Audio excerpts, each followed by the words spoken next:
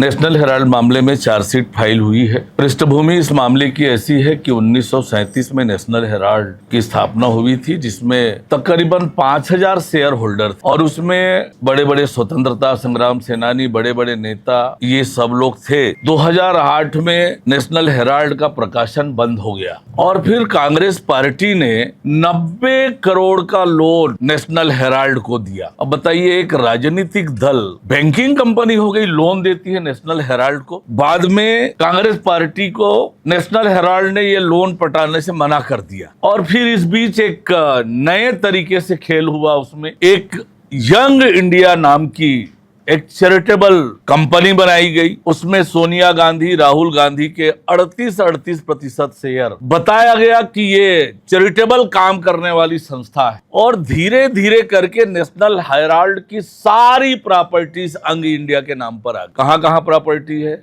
दिल्ली में, लखनऊ में, भोपाल में, पटना में, मुंबई में हजारों करोड़ की प्रॉपर्टीज यंग इंडिया के नाम पर आ गई और यंग इंडिया ने कौन सा एक आध चैरिटेबल काम किया है? और इसलिए ये पब्लिक प्रॉपर्टी का लूट एक तरह से यंग इंडिया के नाम पर इस परिवार ने किया। कार्रवाई को इन्होंने चुनौती दी हाई कोर्ट में, सुप्रीम कोर्ट में। उस मामले में जमानत मिली है, व्यक्तिगत रूप से हाजिरी से छूट मिली है और अब चार्जशीट पेश की गई है। और आज जब कांग्रेस पार्टी की एक तरह से आदत हो गई है अपराधियों के संरक्षण में खुलकर आना और आंदोलन करना ये संवैधानिक अधिकार है, लेकिन आंदोलन किसके लिए, किस बात के लिए? जनहित के लिए आंदोलन होता है, जनता के मुद्दों के लिए होता है। लेकिन ये अपराध के संरक्षण के लिए, अपराधियों के संरक्षण के लिए आंदोलन कर रहे हैं। तो ये देश की जनता देख रही है, समझ रही है कि कैसे पब्लिक प्रॉपर्टी को दोनों हाथों से लूटने का काम इस परिवार ने किया।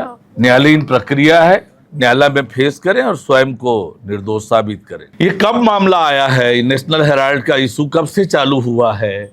कब से जमानत में है राहुल गांधी? और राहुल गांधी तो कांग्रेस के पक्ष में जो भी अभियान चलाते हैं तब कांग्रेस को ही नुकसान होता है। न्याय यात्रा चलाए, कांग्रेस का क्या हुआ? और इसलिए ये राजनीतिक आरोप बंद करें। वास्तविकता ये है कि कांग्रेस पार्टी की ये आदत हो गई है, अपराध और अपराधियों के संरक्षण में आगे खड़ा होना ये आदत बन गई है और वही काम ये कर रहे हैं।